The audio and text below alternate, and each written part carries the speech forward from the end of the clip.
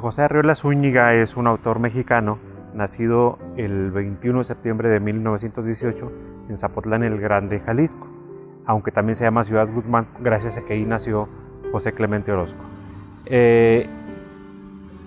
Arreola, mejor conocido en los medios literarios con solo su apellido, Arreola, es un autor que es la cumbre de la literatura mexicana durante el medio siglo mexicano. Esto es debido a que su obra y su repertorio salen del modus general de la literatura mexicana hacia el medio siglo.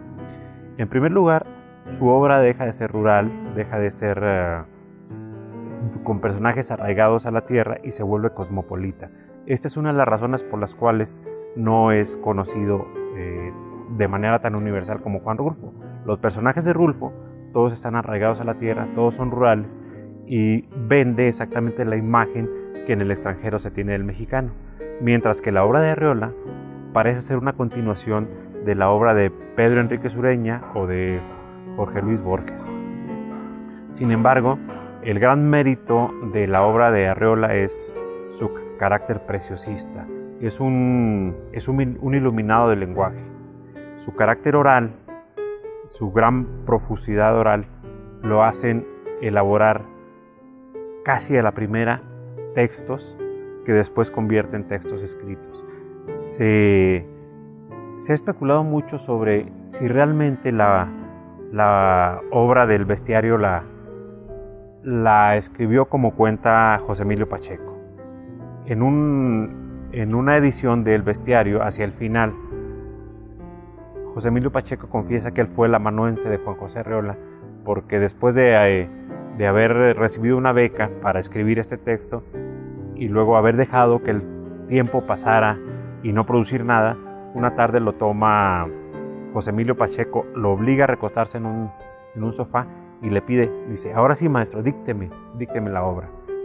Y aunque solo está en las palabras de José Emilio Pacheco, no hay un desmentido de alguien que haga lo contrario, que diga lo contrario. También pasa lo mismo con la obra de Memoria y Olvido de Fernando del Paso.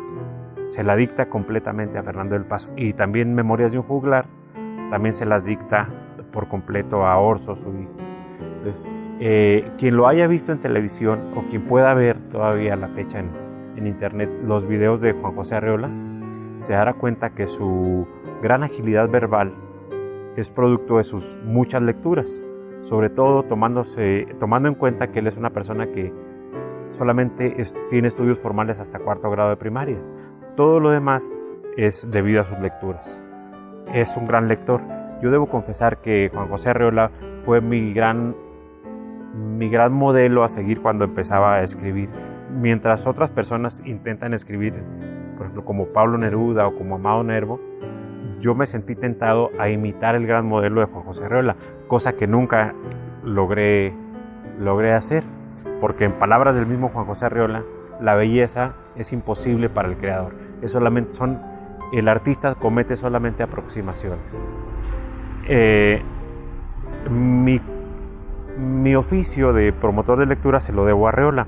Arreola, durante su estadía en la Ciudad de México, reunió alrededor de sí muchos jóvenes discípulos, entre ellos José Agustín, José Emilio Pacheco, Miguel González Avelar, entre otros, Arturo Ojeda, y los animaba a escribir y a leer muchísimo.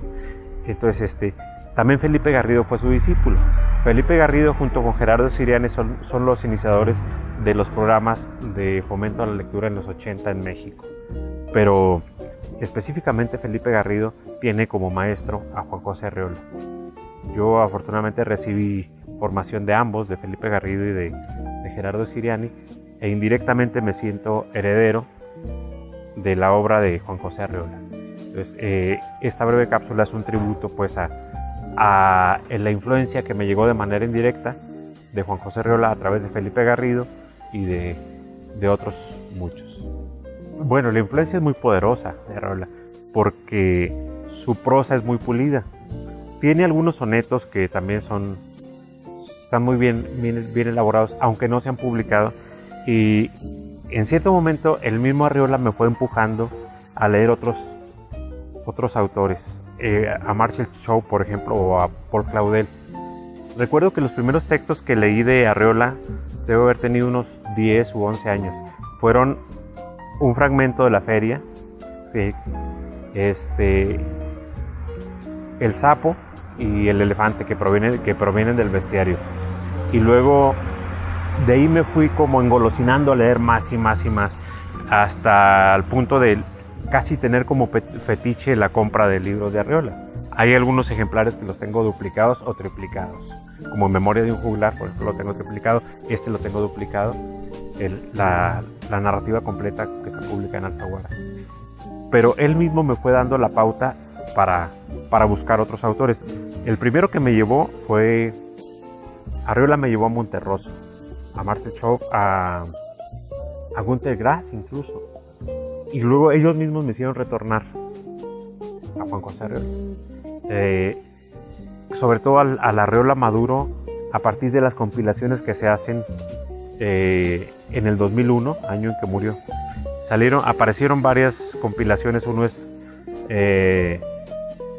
Arreola en orden alfabético, me parece. Uno que se llama López Velarde, poeta revolucionario, que es una compilación que hizo Arturo Ojeda. La palabra educación, también, que está en 70s. Uno de Claudia Gómezaro que se llama Arreola y su mundo, y el de los dos, el de Orso, que es el último juglar, y el de Fernando del Paso. Esos me hicieron retornar de nuevo a Arreola, pero el mismo Arreola fue el que me fue guiando a leer a muchos otros, y los otros me hicieron volver a Arreola. Sí. Bueno, Arreola tiene una memoria prodigiosa y luego proviene de una familia muy creyente, católica. Su primer texto que declamó a los 5 años de memoria fue El Cristo de Temaca, de Alfredo R. Plasencia, y entonces eso lo va llevando y lo une a, primero, La Suave Patria, la declama, también se la memoriza y la declama completa, y va leyendo su obra completa. Los une también su fervor religioso, porque a pesar de que López Velarde es un poeta que se le identifica con el movimiento revolucionario gracias a que le dedica a Álvaro Obregón este poema, sigue teniendo una veta muy fuerte del catolicismo. Eso también los hermana. Y entonces hay una obra de Arreola, se me hace que está publicada en Planeta o en Joaquín Mortiz, no recuerdo exactamente, que se llama López Velarde, poeta revolucionario, y dice, él confiesa que es su gran modelo como prosista y como poeta, aunque en el núcleo del repertorio se distancia así de López Velarde, porque el repertorio de López Velarde está muy arraigado a la provincia mexicana y a la costumbre y a los modos de ser del siglo, de la transición del siglo. En cambio, Arreola, su repertorio es muy cosmopolita. Lo mismo toca el asunto de Aristóteles, o el de Guillermo de Mauchat, o la botella de Klein, o las ruinas de Novilor, que toca un asunto meramente de Ciudad Guzmán, que es la feria, o corrido, por ejemplo, que son los temas que más mexicanamente uno puede encontrar en Arreola. Sí, creo que él y Víctor Manuel Mendiola son los que han estudiado a profundidad la obra específicamente La Suave Patria.